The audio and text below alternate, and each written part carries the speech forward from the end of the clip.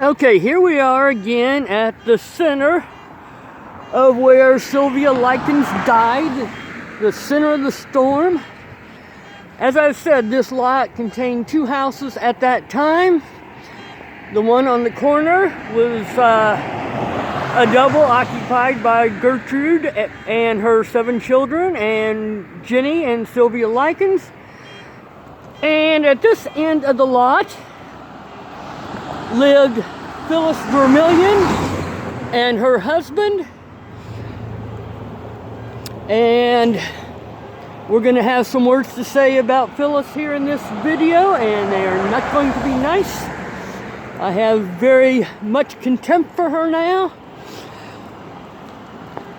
Now, in my research this last week or so, I did find out that Sylvia and Jenny did live in this brown house with the orange trim. This was in Sylvia's testimony during the trial.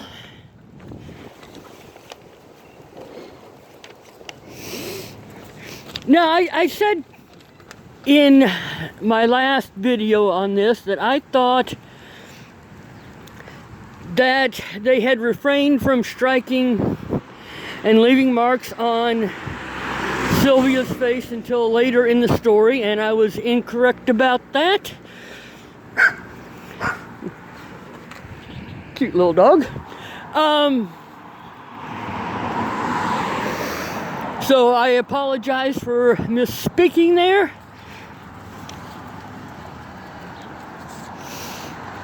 Okay. As I have stated, there were numerous opportunities to save Sylvia's life.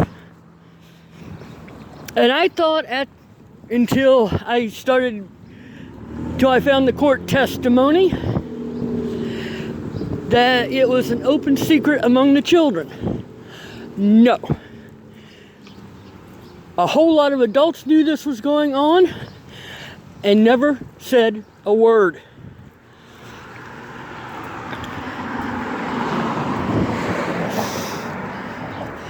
These would have been shops present at the time.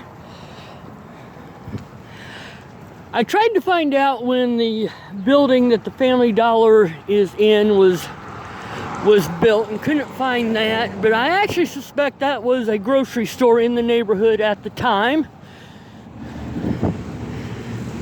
But I can't prove that. Obviously, the Shell station wasn't here.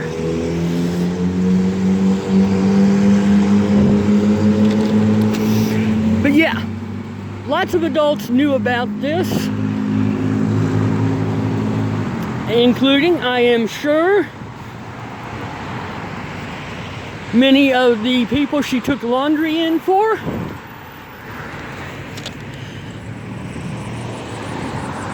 Neighbors in passing. People at the store, her parents. Yes, I think her parents failed her too.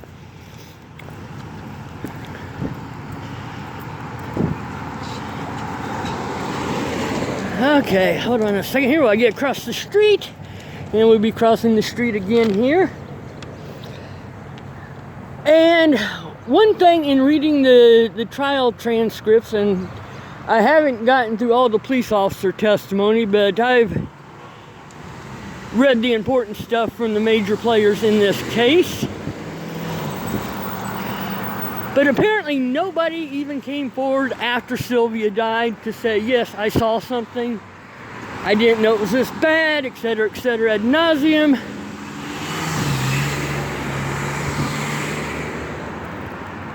Some of the people that... Or let me step back a second here. Back in 1965, you did not have mandatory reporting. That didn't come along in Indiana till I believe 1972. Might have been 1971, but it was 6 or 7 years after this poor girl died before mandatory reporting went into effect. Which means her ministers, her teachers, nobody had an obligation to report. And that's frightening because they all chose not to.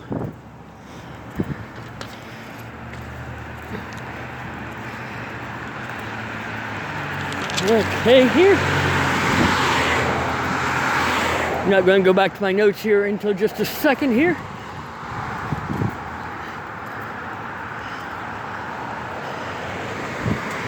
Okay, in 1965, Jenny, Stephanie Benikowski, John Benikowski would have attended this middle school. It's now apartments and a neighborhood daycare center. And as you can see, it's not very far at all.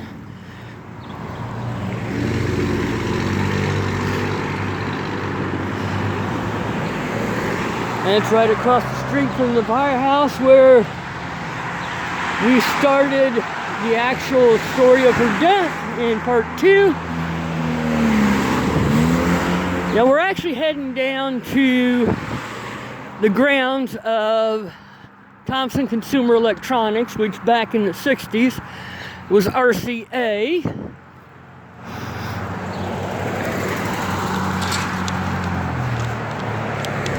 Okay. Now,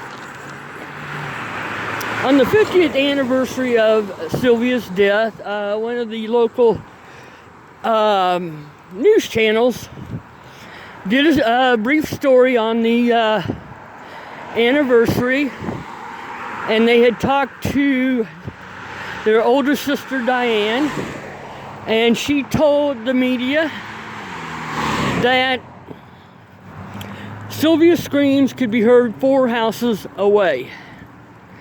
So a whole lot of people in that neighborhood knew something was going on.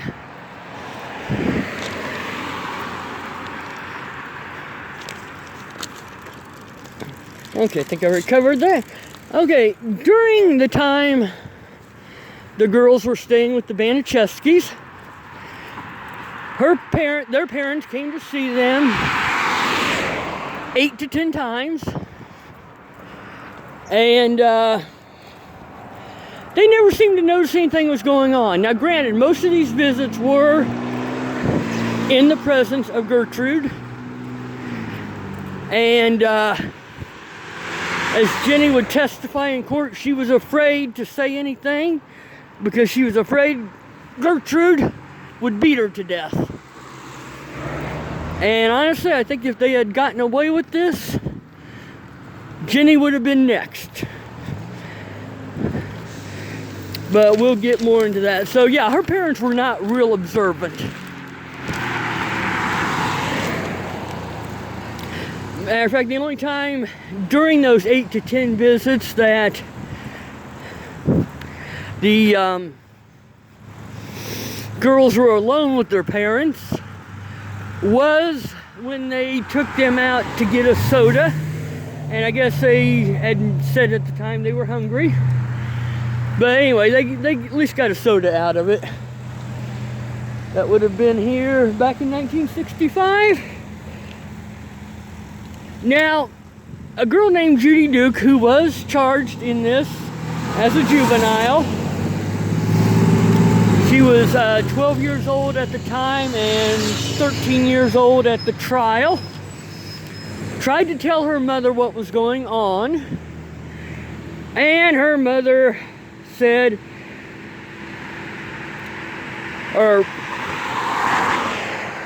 she said, "Mom thought I meant she, Sylvia, was getting a whipping." And I think that's sad. I wish that little girl had known how to better explain this to her mother. But I'm guessing, once Mom issued an opinion, that was the end of the story. Okay, this is the grounds of the old RCA plant, which we've been on before. And the reason I wanted to come out here was because John Banaszewski was working here at the time. He was a troubleshooter. Phyllis Vermillion, who we just mentioned, started to work here September 19th, 1965, and her husband also worked here. So I'm going to find a place here, and we will get into the next several pages of notes. I think we'll go down here where the trees are. But yeah, the grounds here are quite extensive. This was a major employer at the time.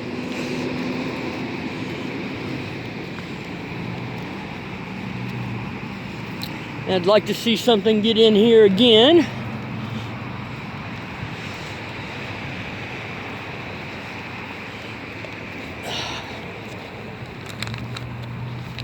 Oh. Those don't look like they've been sitting here since 4th of July, but I don't remember seeing any of them go off. But I was probably at work when that happened. Okay, one visitor to the home was Reverend Roy Julian, who was the minister at Grace Baptist Church on North Alabama Street, which is west and north of here. It's basically north of downtown. Had visited the home as part of ministering to his flock. And he visited 2 or 3 times. Okay, I'm going to sit down here first to finish this. It'll be easier to look at my notes that way. Okay, sorry about that. Okay, but as you can see, we're not too far from where the storm occurred. But he visited the home twice between August 22nd and Sylvia Likens' death. He never saw Sylvia herself, but at one time he did talk to Jenny, and because Gertrude was there, Jenny stuck to the lies that Gertrude had told about her sister. One time during one of these 2 visits, Gertrude said, I laid it on her, reference her skipping school, and I'm sure he understood that to mean she got a whipping, you know, nothing out of the ordinary, although I would think so, because usually by the time you get to high school, you don't normally have corporal punishment used on you unless it's something pretty serious. She told him that she had Sylvia locked in a room because she would sneak out to proposition older men. And Paula admitted... Okay, my notes are kind of messed up here. I said Paula admitted hitting Paula. I meant to write, Paula admitted hitting Sylvia because she, Sylvia, had hatred in her heart. And here's what the minister said in court about that. He said, I felt it was sort of bragging what she had done, hitting her and breaking her wrist.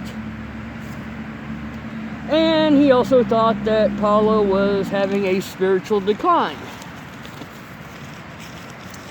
And considering the fact that he admitted in court that he was 9 credits away from a psychology degree, which is basically 1 semester, I would think he'd know better, but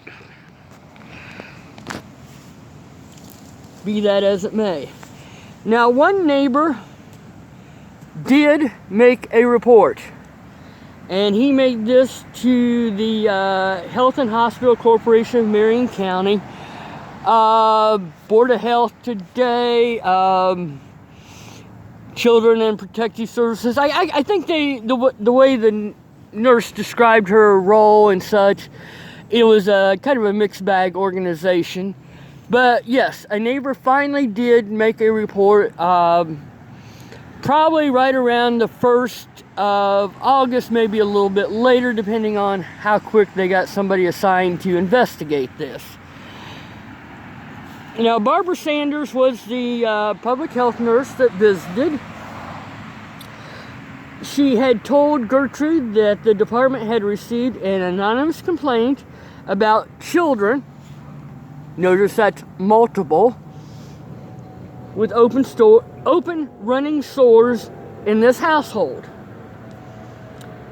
Gertrude said that it was Sylvia she was talking about, that she had contempt for her, that Sylvia had called her kids a prostitute, but that she was actually one. Said she was dirty, had matted hair, sores on her head. Now, I don't know about you, but most prostitutes don't look that bad. I've seen some that look very haggard, and basically they're doing Hummers for a couple of bucks a piece. But I don't think in 1965, when $5 was a boatload of money, that a girl in that condition was getting $5 a john. Gertrude told the nurse that she had kicked Sylvia out a week or so earlier. The nurse only saw Jenny, Gertrude, Paula, and Denny. Now, there were 9 kids living in that household at the time, and she never bothered to check the other children out or come back when they would be home. I think that's pretty neglectful. I think it's a crying shame. And of course, everybody else, stuck with the story that Sylvia was gone. She never inspected the house besides, the area they were in the living room, and saw into the kitchen. She described the house as disheveled, but not, overwhelmingly dirty. And that's kind of, I think that's what you would expect with a bunch of kids running around and Gertrude being in ill health. Okay. She would say on the stand that the story told was not any more incredible than other stories she heard at the time in her job. And she was asked, did she think it warranted more investigation? And she said not at this time, because nobody knew where Sylvia was. Of course, she had been lied to. She was only there 15 or 20 minutes. She filled out a little card, which she gave to her supervisor, which got stuck in a file. And that was the end of the investigation. I think it would have been more proper if all of the children had been questioned separately, but that didn't happen. Woulda, coulda, shouldas. Okay, Phyllis Vermillion. And honest to God, I have contempt for this woman, even though I'm sure she's dead by now. And I hope she burns in hell, just like Gertrude and Paula, and you'll see why. Now, she moved in next door on the 27th or 28th of August. She started at RCA here on September 19th. Now, in early September, she went to visit Gertrude, mainly because she knew she was going to get hired on because she had passed all the tests. She just didn't know the exact dates yet. So So she was looking for a babysitter, and at one point a fee of $10 a week was agreed on, but Gertrude would never assume that role because basically Phyllis realized this was not going to be a good place to board her children.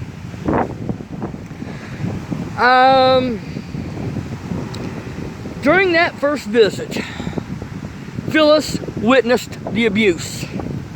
She saw Paula throw hot water on Sylvia and it rubbed a yellow substance on her, which I believe was trash. She said Sylvia looked scared. So I think that convinced her right then her children were not going to stay with Gertrude and her children, even though it'd be just a few hours a night. She visited again on October 15th, 11 days before Sylvia died, 10 days before she received the beating that finally killed her. And she said Sylvia had a black eye and busted mouth. She also said that Sylvia looked like she didn't care if she lived or died. So she had been beat to the point where her survival instinct was almost gone. Now, on the night of October 25th, after Sylvia received the beating that killed her,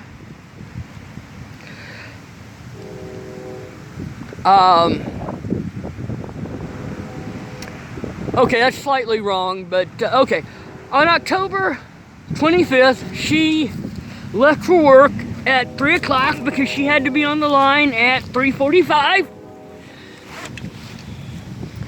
She got home at 12:35 that evening.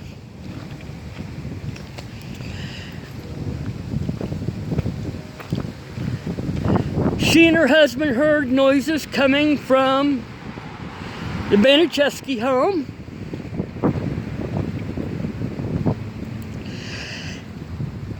She heard scraping, which it's been reported that Sylvia used a shovel to scrape against the concrete or the walls. Oh, they would have been concrete too, but the concrete floor, the concrete walls, trying to get attention. Gertrude was yelling and screaming, and this went on until about 3 o'clock in the morning. She had actually gone outside and saw that there were lights on in the basement. And she threatened to call the police at one point, but never did. And I think the only reason she was going to do that is because they couldn't get to sleep with all the yelling and screaming going on. Okay. Now, like I said, the adults did nothing. Hold on a second here, I gotta rearrange my notes here. Forgot I had more notes on the back of this page. Okay, one second. The wind is catching my notes just like it did last time. Okay, well, almost okay. Jeez.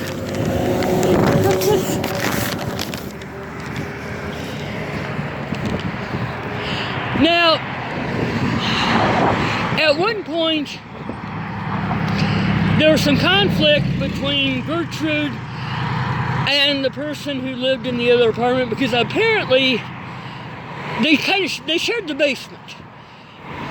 And he had accused the kids of taking some of his stuff out of the basement. And Gertrude called the police, said that he had tried to break into her home. And he gets arrested.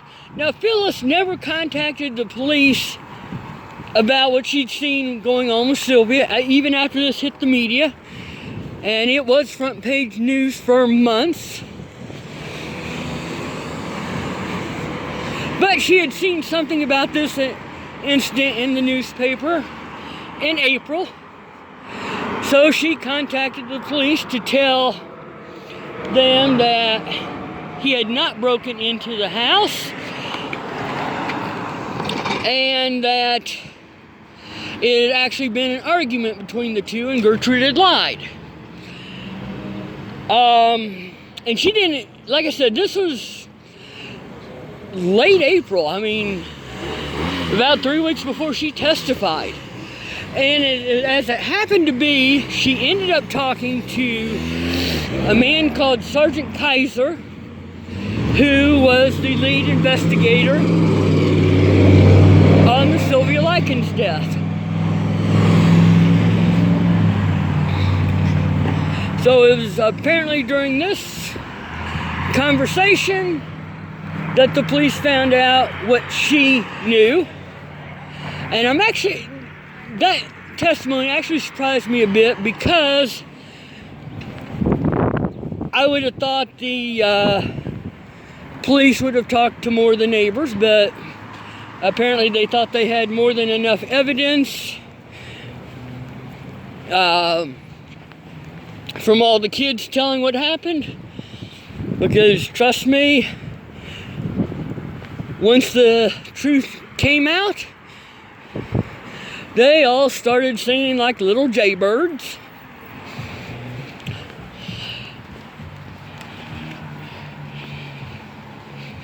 Now, this is one of the most disturbing aspects of Miss Vermillion's testimony, as if all of it wasn't disturbing enough. She said, "I can't judge her." What the fuck? You obviously judged her enough to decide you didn't want her caring for your 6-year-old and 1-year-old child while you were at work. I mean, it just amazes me. She saw this going on. She was being told about it. She heard it on a regular basis. And she did nothing. And it just blows my mind about that. We're going to walk back to where the crime occurred here. And one thing I do also want to say,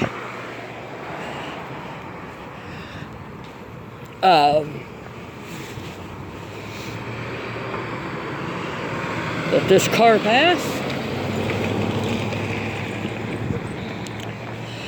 When I decided to do this story, I debated well over a week how I wanted to do it. And I made the conscious decision not to show photos of what happened or the people involved, because you can find those out on the internet yourself. And I really thought it was more instructive to show the neighborhood, because that's where I live. Now, this is Michigan Street in Denny. So we're a couple blocks down from where this happened. Oh, another point I missed is right across the street from Coy Hubbard was a special school policeman for Tech High. Now, Mr. Mitchell had been a Indianapolis police officer for 24 years before becoming a police officer at Tech. He actually testified for Richard Hobbs, saying he was a nice kid, helped him shovel out his car one day when they'd had a snowstorm without being asked.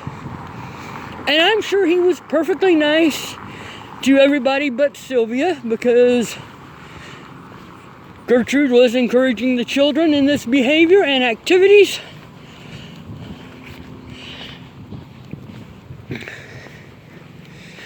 Same with Coy Hubbard. He had witnesses who said very nice things about him. Although I do think that he was more of a bully than was portrayed. I think he was probably beating people up and such because he could get away with it because of his size. I've read some reports he intimidated teachers, but that was in the testimony. So yeah, he was a little bully, but he actually did have a job working at Loeffner's Cafeteria on 10th Street, and that's about 7/10 of a mile from where I've gone to Kroger, and I've walked home from there before on these video vlogs. So that would have been about 1.7 miles from Sylvia's house, and probably about 7/10 of a mile from where he lived, maybe 8/10. I think he lives 6 or 7/10 of a mile from the Baniszewski house. Anyway, immaterial. He was working part-time as a busboy dishwasher at Loeffner's. And I wish Loeffner's was still around because, God, they had good food. It was, my grandparents used to take me to the one in Castleton growing up. And I went a few times after got my first apartment, but they had been closed for a very long time now. And we are coming back up to the scene of the crime. This dark gray house with white trim is where Ricky Hobbs lived. So it would have probably, I believe it would have been this house where the police officer lived, or the school police officer. And Jenny was actually asked if she had ever seen him in his uniform and knew there was a police officer nearby, and she hadn't. But considering the hours a police officer works, or that a school police officer would work, you know, she's going to school in this direction, he's going to his job in the opposite direction, and as you can see there, you know, driveway there, so she probably never did see him in uniform. Okay, so we are back.